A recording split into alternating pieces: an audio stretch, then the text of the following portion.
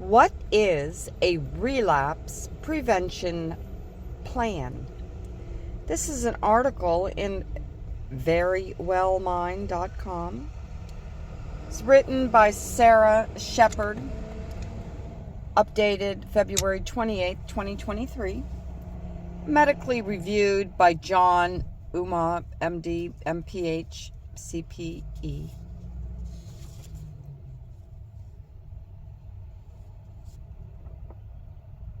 Individuals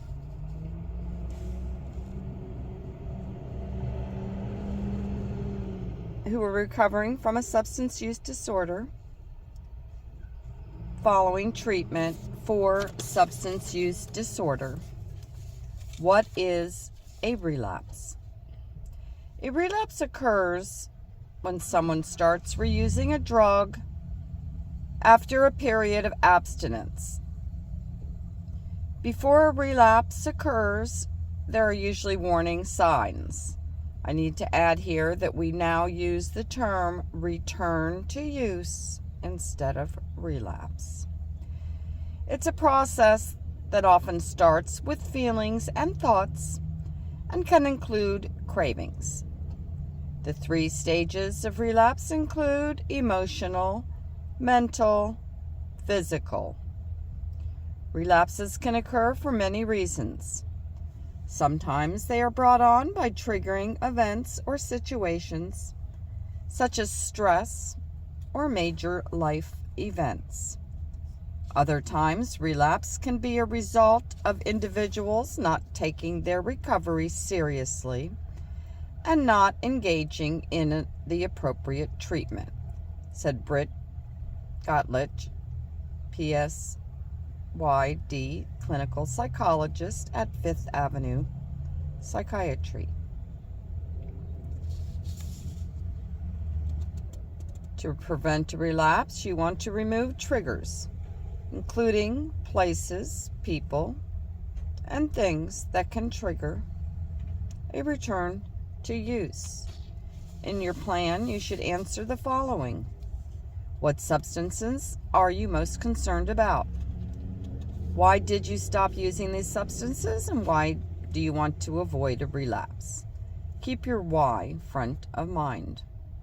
What are your short and long-term goals? These can be personal, professional, or related to your recovery. Which places or people do you associate with substance use? Consider how easy or difficult it is to avoid them. Is there a situation in which seeing a person or visiting a place is unavoidable?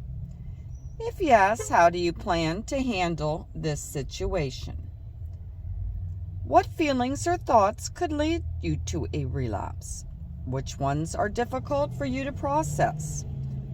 These could include anger, frustration, fear. Consider which feelings trigger a craving or desire to use. What healthy coping strategies do you find most beneficial?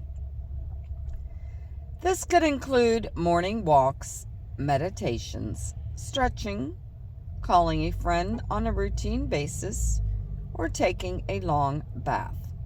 You should have a comprehensive list of things you can pull from. How can you avoid boredom, loneliness, or impulsivity? How can you cope with cravings? What does your support system look like?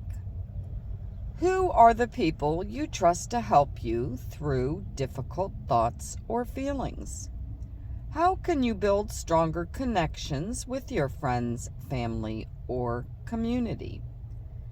What are the consequences associated with relapsing? What recovery treatment or programs do you prefer? If you're considering acting on a thought or feeling, who can you call? This can be a friend, but it can also be a helpline. There should always be a plan and skills in place, Gottlich says.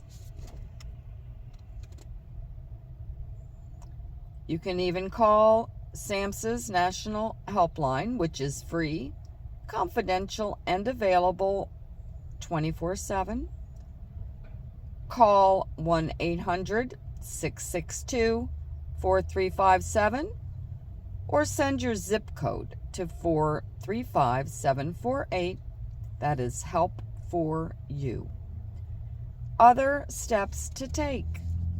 In addition to establishing a relapse prevention plan, individuals with substance use disorder should have a treatment plan in place. Treatment can include individual therapy, a group therapy such as AA meetings and/or psychiatry, said Gottlieb. The major aspect of substance use treatment is accountability, which is why treatment is so important, said Gottlieb. Substance abuse is a lifelong disease. The first few months to a year can be the hardest, but it does get easier over time. You may not plan to relapse, but that doesn't mean you're not susceptible to one. If you're recovering from a substance use disorder, it's important to have a plan written out and shared with others, such as friends, family members, and members of your professional care team.